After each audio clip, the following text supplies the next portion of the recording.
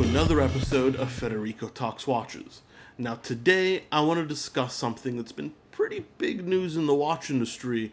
Well, it's not actually news because it's already happened, and that is Omega is gonna start making sunglasses. Now before we get started, I gotta do a customary wristwatch check. Today I am wearing the Omega Speedmaster Apollo 14 limited edition, in honor of this video, on a distressed collar reb strap.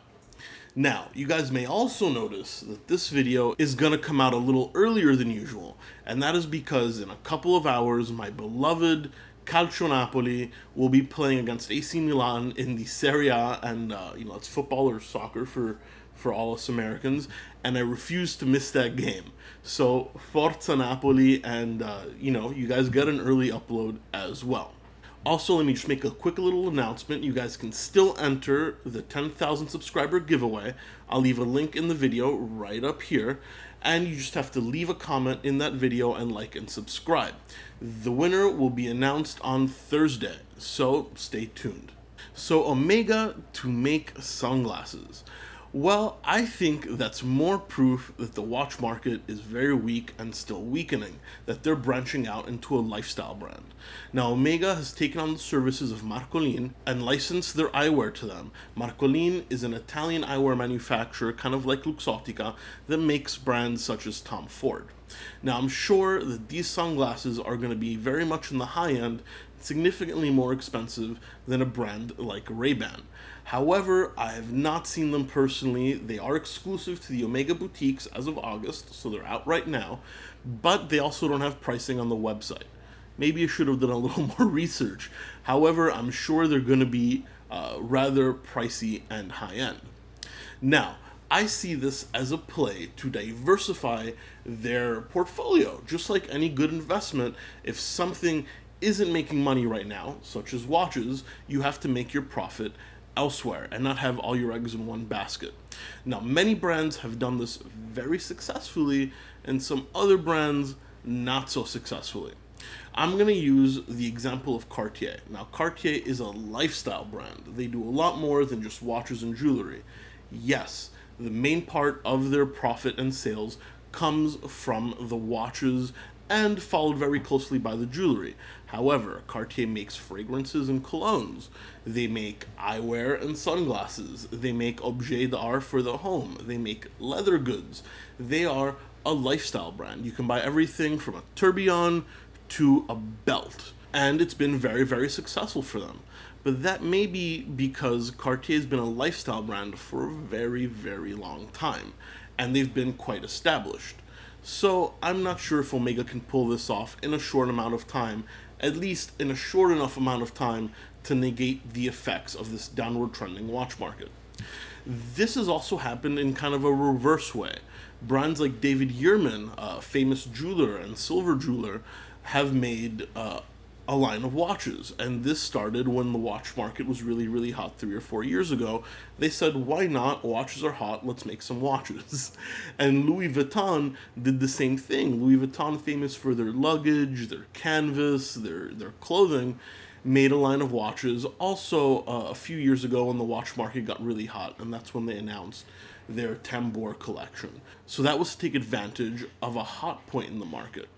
It gets a little bit more complicated when your market isn't hot, such as the watch market for Omega, and you're trying to get your profits from elsewhere to kind of play a little bit of damage control. A few brands have also branched out very unsuccessfully. My personal favorite example is Tag Heuer with their smartphone. Now, Tag Heuer does make eyewear and glasses as well to a small extent, and that is still around.